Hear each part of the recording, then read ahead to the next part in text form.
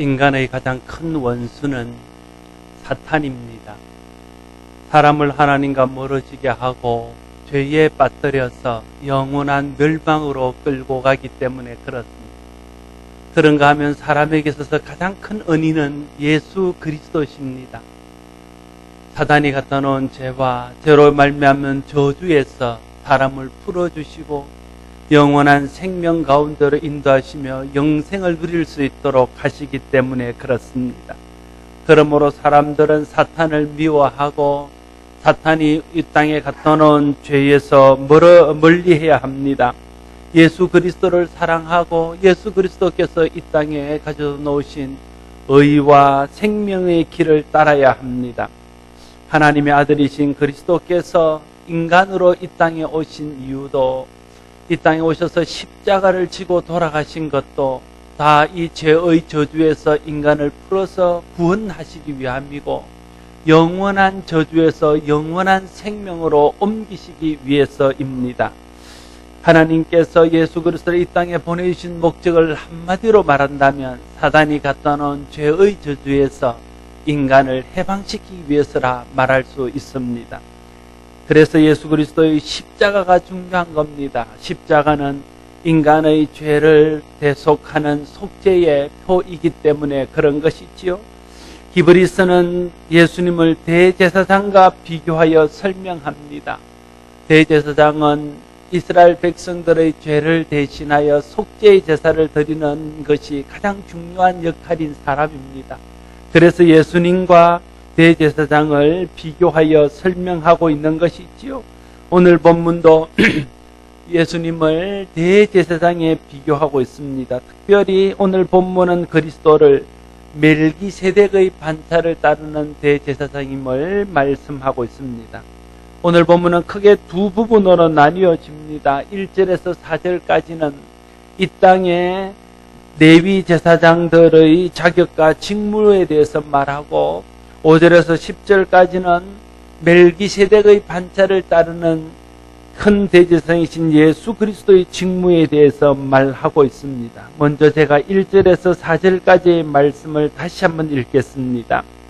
대제사장마다 사람 가운데서 택한 자이므로 하나님께 속한 일에 사람을 위하여 예물과 속죄하는 제사를 드리게 하나니 그가 무식하고 미혹된 자를 능히 용납할 수 있는 것은 자기도 연약에 휩싸여 있음이라. 그러므로 백성을 위하여 속죄제를 드린과 같이 또한 자신을 위하여도 드리는 것이 마땅하니라. 이 종기는 아무도 스스로 취하지 못하고 오직 아론과 같이 하나님의 부르심을 받은 자라야 할 것이니라. 레위 제사장들은 이스라엘 백성 중에 선택된 자였습니다. 다시 말하면 이스라엘 공동체 중 한 사람을 뽑아서 대제사장으로 삼았다 하는 말입니다. 이스라엘 백성 중에서 뽑아야 이스라엘 백성을 대표하고 이스라엘 백성을 대신하여 제사를 지낼 수 있기 때문에 그렇습니다. 가룟 유다가 예수님을 배반하고 떠나갔습니다. 그래서 가룟 유다를 대신할 제자가 필요했습니다. 그래서 제자들을 뽑을 때에도 보면 그 예수님과 함께 공동체 속에 포함되어 있던 사람 중에서 제자를 뽑고 있는 것을 봅니다.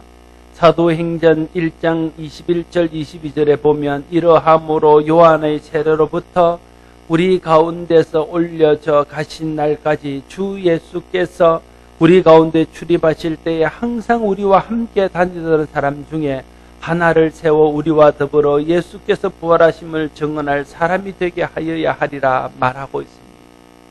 외부에서 능력 있는 사람이나 또 다른 사람들에게 영향력 있는 사람을 영입해서 제자를 삼는 것이 아니라 부족하지만 세례 요한 때부터 예수님이 부활하여 성천할 때까지 그 자리를 지키며 함께 주님을 섬긴 사람 중에 제자를 뽑으라 말씀하고 있습니다.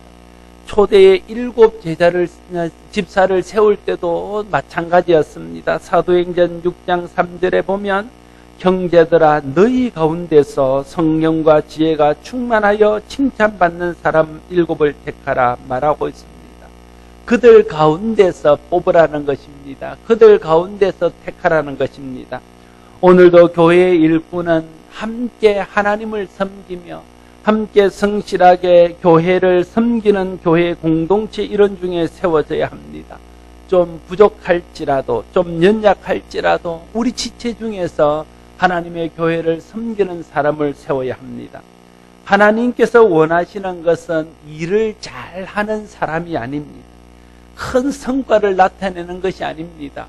하나님의 자녀들을 통해서 영광 받으시는 것입니다.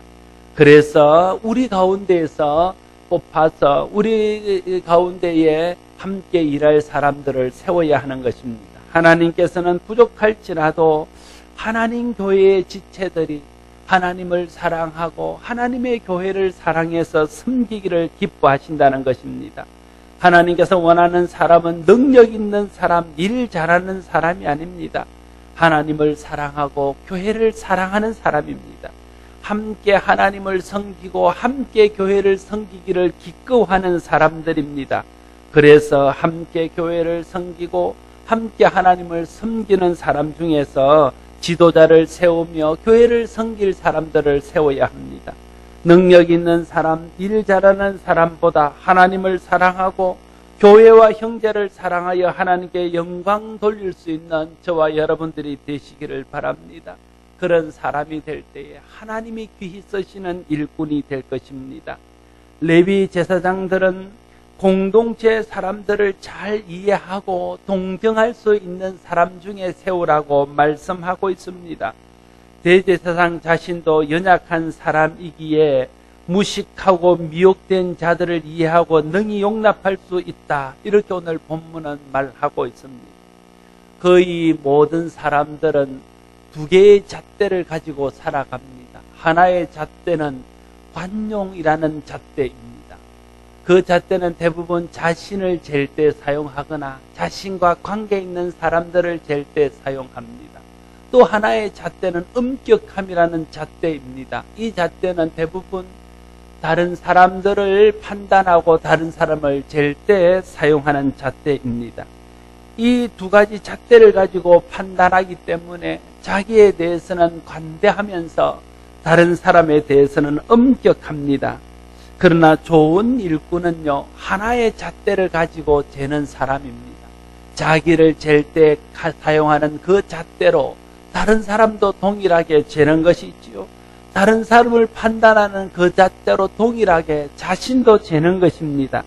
동일한 잣대로 재면 정죄하고 비난하는 일들이 줄어들고 용서하고 용납하고 이해하는 일들이 늘어나게 될 것입니다. 왜냐하면 다른 사람을 재는 잣대로 동일하게 자기를 재어보면 자신에게도 허물이 있고 자신에게도 부족함이 많다는 것을 금방 깨달을 수 있기 때문에 그렇습니다. 그래서 함부로 다른 사람을 정죄하거나 함부로 다른 사람을 판단하거나 함부로 다른 사람을 비난할 수 없습니다. 하나님께서는 대제사장이 자기의 연약함을 깨닫고 자기의 연약함을 돌아보는 그 잣대로 다른 사람들을 판단하면 그들을 정죄하고 비난하는 대신에 그들을 용납하고 이해하고 동정하게 될 것이라 말씀하고 있습니다. 사랑하는 성도 여러분, 여러분들이 가지고 있는 잣대는 무엇입니까? 그 잣대로 여러분을 재는 것과 같이 다른 사람을 잴 수 있기를 바랍니다. 다른 사람을 판단하는 잣대로 자신을 판단하고 자신을 판단하는 잣대로 다른 사람을 판단할 수 있게 되기를 바랍니다. 그러면 다른 사람이나 우리나 동일하게 허물이 있는 사람이고 다른 사람이나 우리나 동일하게 이해받아야 될 사람들이고 다른 사람이나 우리나 동일하게 용납받아야 될 사람이라는 것이 깨달아집니다. 그러면 다른 사람을 비난하고 다른 사람을 정죄하는 대신에 용서하고 용납하고 이해하는 일들이 많아질 것입니다.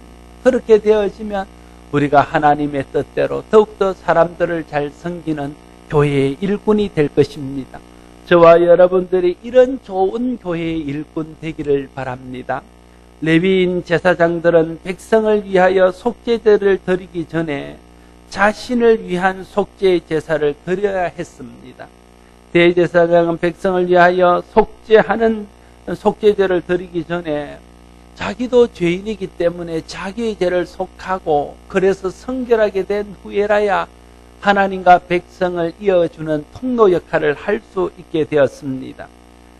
우리가 중보자로 혹은 예배의 인도자로 혹은 찬양의 인도자로 말씀의 사역자로 다른 사람을 대신하여 하나님 앞에 나가는 자로 섬길 때에 먼저 자기를 돌아보고 자신을 성결케 해야 됩니다. 그래야 하나님과 사람을 연결하는 아름다운 축복의 통로가 되고 거룩한 통로가 될 수 있습니다.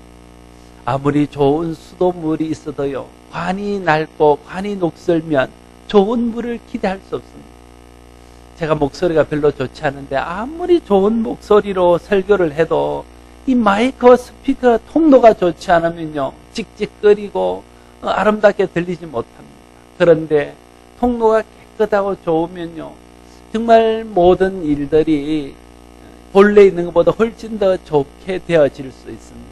그래서 우리가 하나님을 대신하여 백성을 섬기고 사람들을 대신하여 하나님 앞에 나아갈 때에 먼저 우리 자신을 섬기고 우리가 정말 정결한 통로가 되고 거룩한 통로가 되어서 하나님의 뜻을 온전히 사람들에게 전달할 수 있고 또 사람들의 마음을 온전히 하나님께 올려드릴 수 있는 이런 사람들이 되어야 할 것입니다.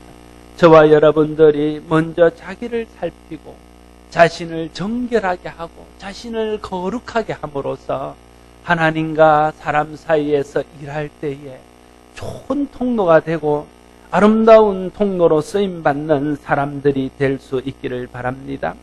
레위인 제사장은 하나님의 부르심을 받은 자라야 했습니다. 모든 하나님의 일꾼은 다 하나님의 부르심이 필요합니다. 누구도 스스로 하나님의 일꾼이 될 수 없습니다. 다 하나님이 불러주셔야 하나님의 일꾼이 될 수 있습니다. 하나님의 부르심을 받은 사람이라야 하나님의 일을 온전히 할 수 있습니다. 하나님의 일꾼은요, 부르심이 재능이나 은사나 인격보다 앞섭니다.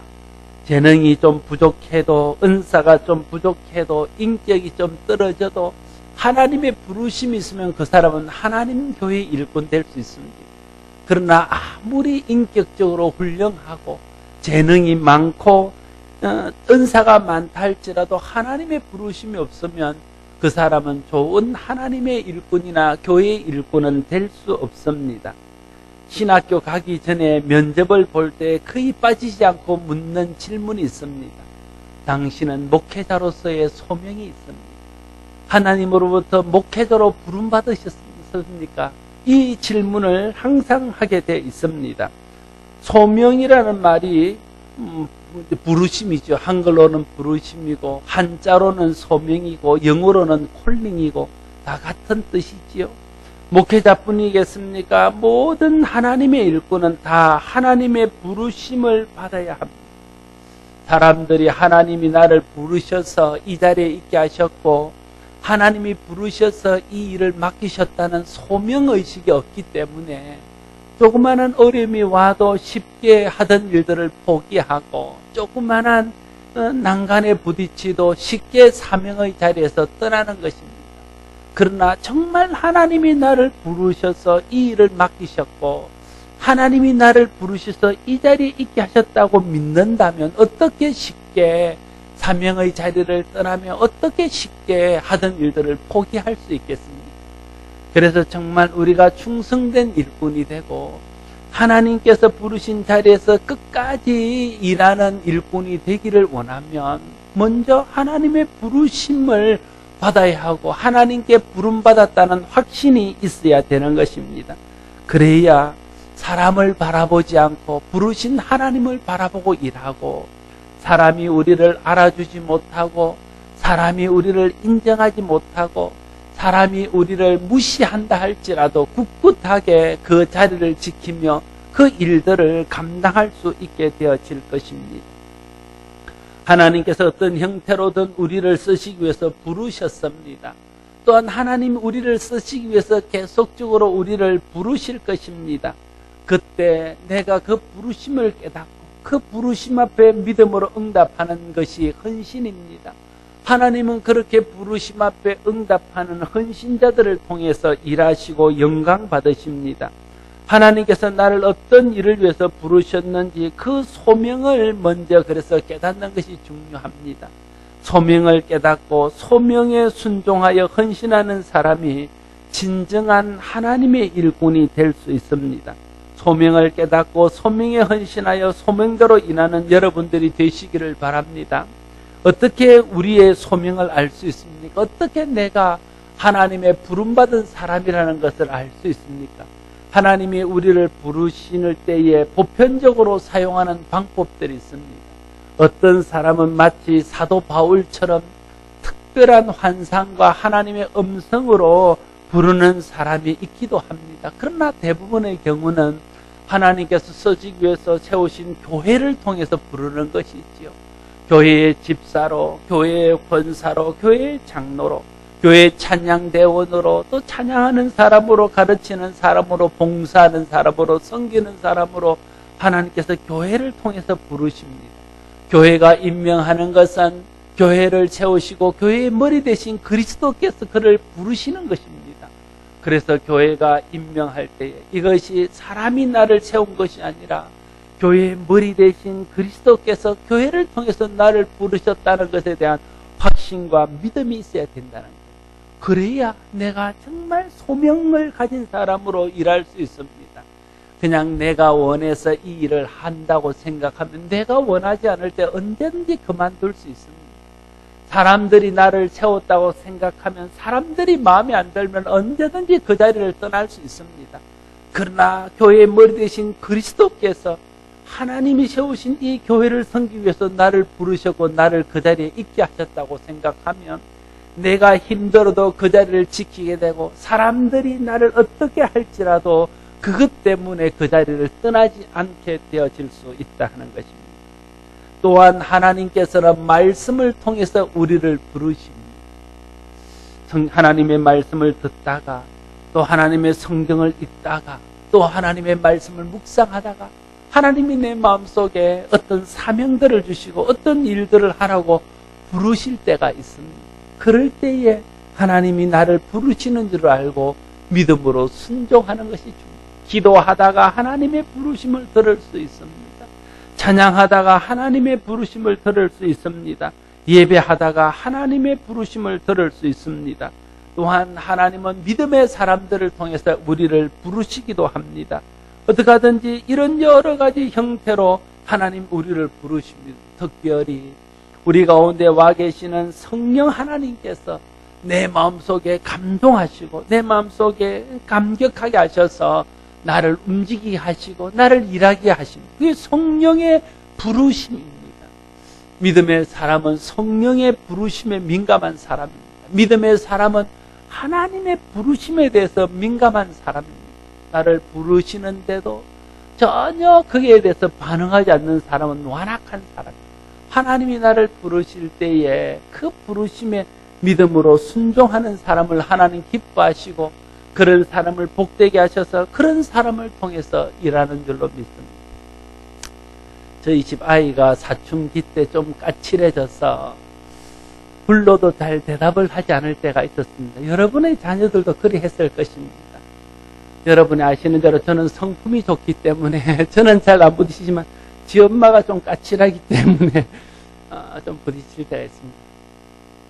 그냥 한 소리입니다. 진짜로 하는 소리는 아니고요. 그래서 지 엄마가 뭔 일이 있어서 부르는데 그 사춘기에 있는 딸은 엄마가 부를 때 못 들은 척 합니다. 딱 보면 들은 줄 압니다. 근데 안 들은 척 해요. 좀 더 큰 소리로 부릅니다. 그러면 이어폰을 귀에 딱 꽂고는 노래를 크게 틀어놓고는 안 들은 척 합니다. 여러분, 목사든 사모님이든 다 같은 인간이기 때문에 그 정도 되면 뚜껑이 열립니다. 그래서 목소리가 갈라지면서 크게 부릅니다.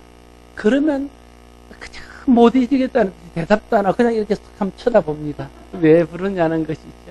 그쯤 되면 마음이 상해서 할 말도 안 하고 시킬 일도 더러워서 안 시킵니다. 그리고 끝이 납니다. 그런 일들을 보면서 야, 우리가 하나님 앞에 이렇게 하고 있지 않는가 이런 생각이 종종 듭니다. 하나님은 우리를 쓰시기 위해서 우리를 부르시는데 우리는 하나님 앞에 대꾸조차 하지 않습니다. 어떤 사람들은 TV 본다고 누가 부르는 소리를 못 듣잖아. 게임한다고 아이들이 부모가 부르는 소리를 못 듣잖아. 우리가 세상 일에 너무 분주해서 세상 일에 너무 깊이 빠져 있어서 하나님의 부르는 소리를 듣지 못하고 성령의 세미한 음성을 듣지 못해서 하나님의 부르심에 순종하지 못하는 경우들이 얼마나 많습니다.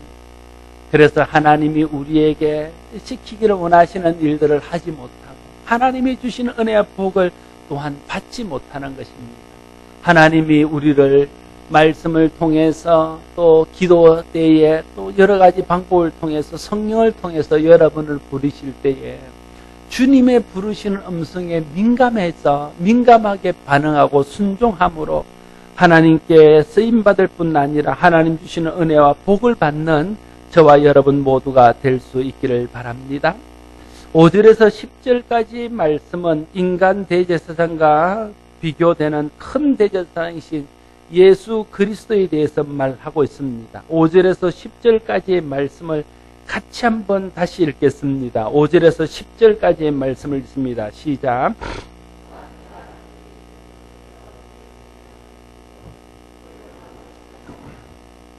오직 말씀하신 이가 그에게 이르시되 너는 내 아들이니 내가 오늘 너를 낳았다 하셨고 또한 이와 같이 다른 데서 말씀하시되 네가 영원히 그런 육체에 계실 때에 자기를 죽음에서 능히 구하실 이에게 심한 통곡과 눈물로 간구와 소원을 올렸고 그의 경건하심으로 말미암아 들으심을 얻었느니라. 그가 아들이면서도 받으신 고난으로 순종함을 배워서 온전하게 되셨은즉 자기에게 순종하는 모든 자에게 영원한 구원의 근원이 되시고 하나님께 멜기세덱의 반차를 따른 대제사장이라 칭하심을 받으셨다. 큰 대제사장 예수 그리스도도 레위인 중에 뽑힌 대제사장들처럼 하나님께서 세우셨다 이렇게 말하고 있습니다. 다시 말하면 예수 그리스도께서 이 땅에 오시고 십자가를 지시고 구원의 사역을 이루신 모든 것들이 다 하나님의 뜻을 따라 하나님의 뜻에 순종한 결과라 하는 말입니다. 예수님께서 이 땅에 사람의 모습으로 오신 것도 33년의 세월을 이 땅에서 인간으로 사신 것도 때가 되어 십자가를 지고 죄를 대속하여 죽으신 것도 또 부활하신 것도 성천하신 것도 다 하나님의 뜻을 따라 하나님의 뜻을 이루기 위해서 하신 것입니다. 예수님의 생애는 하나님의 뜻을 따르는 생애였습니다. 하나님의 뜻에 순종하는 생애였습니다. 그래서 빌립보서에는 예수 그리스도의 생애를 말씀하실 때에 그가 죽기까지 하나님께 복종하셨다 이렇게 말씀하시고 그가 죽기까지 하나님께 복종하심으로 하나님이 그를 높이셔서 지극히 거룩하게 하시고 모든 사람들이 그 앞에 무릎을 꿇으며 모든 사람이 그를 찬양하게 하셨다 이렇게 말씀하고 있는 것을 보게 됩니다. 마찬가지로 예수 그리스도를 따르는 삶도 하나님의 뜻에 순종하는 삶입니다. 우리가 어떻게 예수 그리스도를 따르는 삶을 살 수 있습니까? 예수 그리스도를 따르는 삶이란 도대체 무엇입니까? 그것은 하나님의 뜻을 따르는 삶입니다. 하나님의 뜻에 순종하는 삶입니다. 내가 원할지라도 하나님의 뜻이 아니면 멈추는 것이 그리스도를 따르는 삶입니다. 내가 원하지 않는 것일지라도 하나님의 뜻이면 가는 것이 그것이 하나님의 뜻을 따르는 삶이요 그리스도를 따르는 삶입니다. 예수님의 삶은 그러했습니다. 이 땅에 주님이 가시라 하셔서 오셨고 이 땅에 사시라 하셔서 사셨고 십자가를 지라 하셔서 지셨고 부활하라 하셔서 하셨고 성천하셔서 하나님의 뜻을 온전히 이루셨습니다. 그래서 주님은 십자가에 달려 돌아가실 때 다 무엇을 다 이뤘단 말입니까? 예수님 자신의 뜻을 다 이뤘다는 말입니까? 아닙니다. 하나님의 뜻을 하나님께서 예수님을 통해서 이루기를 원하셨던 뜻을 하나님이 예수님을 이 땅에 보내신 뜻을 하나도 빠지지 않고 다 다 이루었다고 주님은 말씀하셨습니다. 이 말은 달리 표현하면, 다르게 표현하면 내가 하나님의 뜻에 온전히 순종했다. 하나님 뜻에 다 순종했다. 이런 말로 바꾸어 말할 수 있을 것입니다. 하나님의 뜻에 온전히 순종하는 사람이 그리스도를 따르는 그리스도의 사람입니다.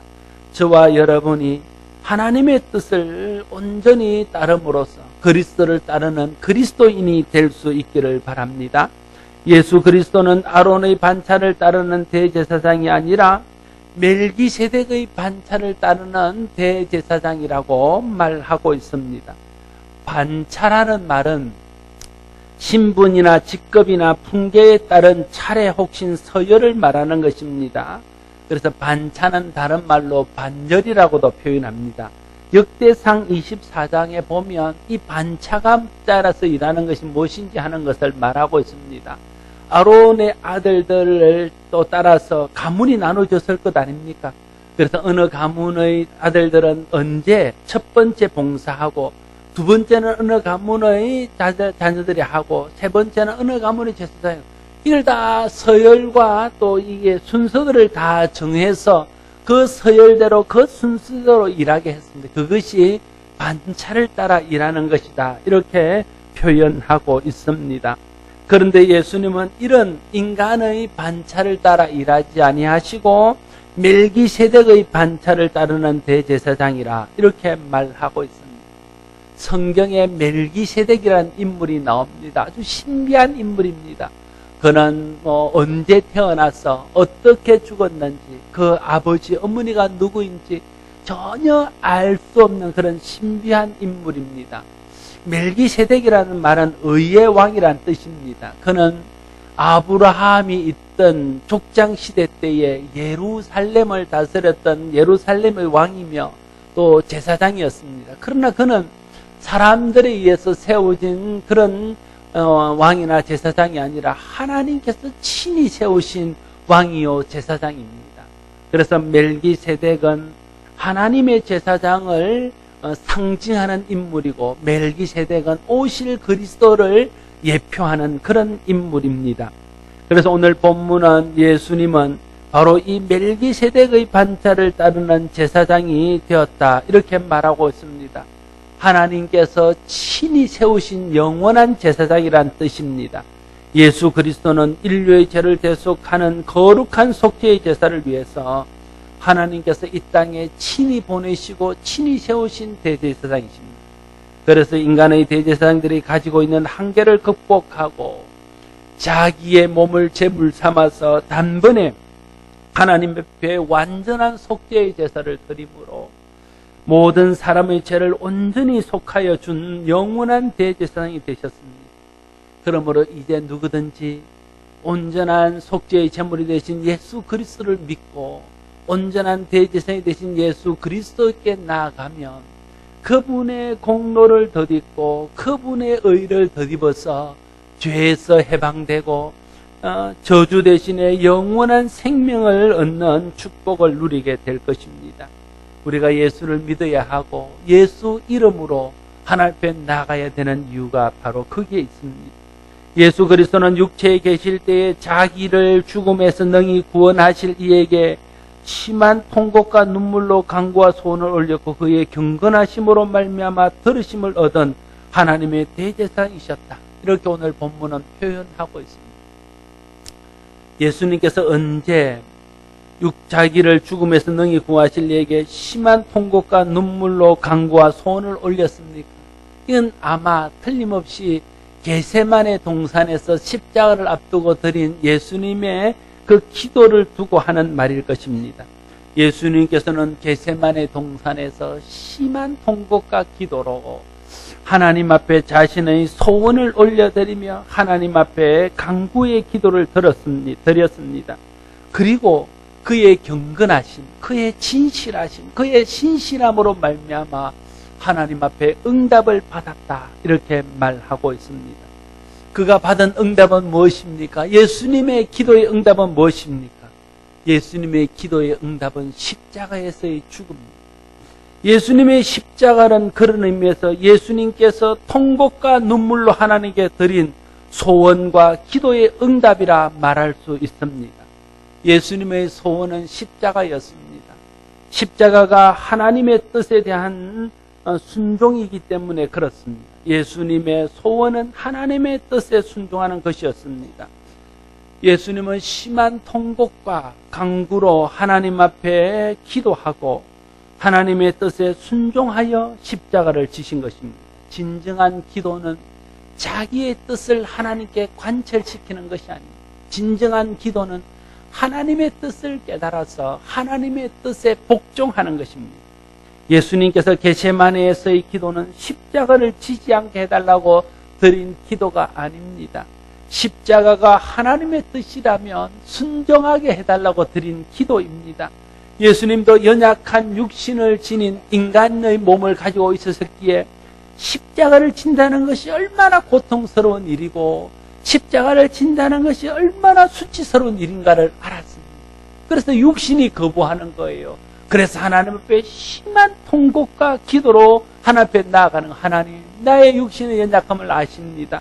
내가 이 육신에게 져서 하나님의 뜻인 십자가를 거부하지 않게 하시고 내가 하나님의 뜻대로 십자가를 지게 해달라고 하나님 앞에 기도한 것입니다. 그리고 하나님의 응답을 받고 그는 기쁜 마음으로 십자가에 달려 돌아가신 것입니다. 예수님의 기도는 십자가를 지기 위한 기도였습니다. 예수님의 기도는 하나님께 순종하기 위한 기도였습니다. 그 기도가 응답을 받아서 십자가를 짓고 그 기도가 응답되어져서 하나님께 순종하는 제사를 드릴 수 있었습니다. 이제 누구든지 예수 그리스도가 드린 순종의 제사를 통해서 제사함 받고 구원받을 수 있습니다. 그러므로 예수 그리스도를 통해서 이루신 이 구원의 도에 순종하는 사람도 순종의 제사를 통해서 이루신 구원을 받을 수 있습니다. 우리가 드리는 기도가 하나님 앞에 순종의 기도가 되기를 소원합니다. 내 뜻을 하나님 앞에 관철시키기 위해서 몸부림치고 우는 것이 아니라 하나님의 뜻이 무엇인지를 깨닫게 해달라고 기도하고 하나님의 뜻이 깨달아지면 내가 연약하고 환경이 열악해서 하나님의 뜻에 불순종하는 자가 되지 않고 내 이 육신과 내 연약함을 뛰어넘어서 하나님의 뜻에 순종하는 자가 되게 해달라고 하나님 앞에 눈물과 기도로 간구해야 됩니다.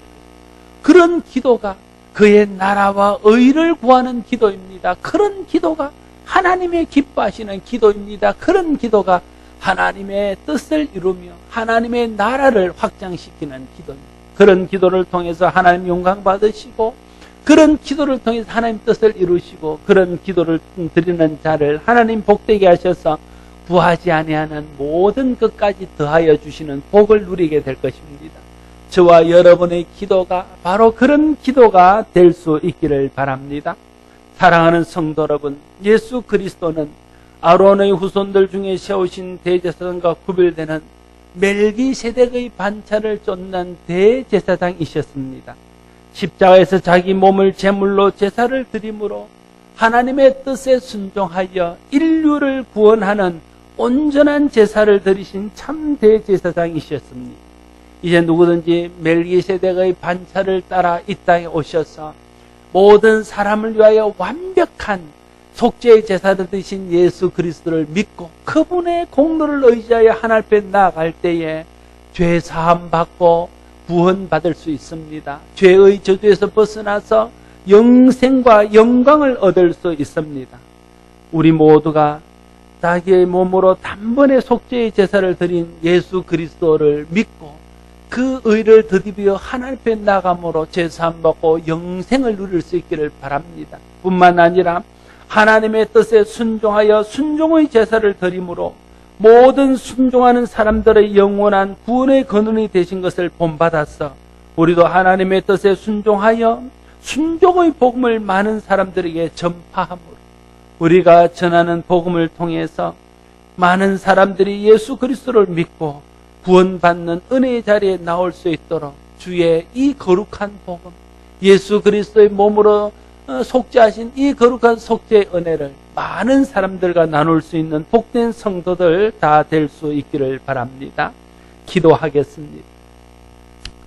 아버지 하나님 은혜를 감사합니다. 죄로 인하여 영원한 멸망 가운데 빠질 수밖에 없고 죄로 인하여 저주스러운 삶을 살 수밖에 없었던 우리를 불쌍히 보시고 이 땅에 예수 그리스도를 보내주시고 단번에 자기 몸을 제물로 온전한 속죄의 제사를 드려주심으로 이제 누구든지 예수 그리스도의 보혈의 은혜를 덧입고 예수 그리스도 속죄의 공로를 덧입고 하나님 앞에 나아가는 자는 죄의 저주에서 해방되어 영원한 생명을 얻고 영생을 얻게 됨을 믿습니다. 이 거룩한 은혜를 주신 하나님을 찬양하며 하나님의 은혜에 보답하는 삶을 살게 하시고 또한 이 은혜를 알지 못하는 자들에게 복음을 전해서 저주 가운데 태어나서 저주 가운데 살면서 그것이 저주인지도 모르고 살다가 저주 가운데로 쓰러져가는 많은 사람들을 구원할 수 있는 우리 교회와 우리 모두가 되게 하여 주시옵소서. 예수 그리스도 이름으로 기도드리옵나이다.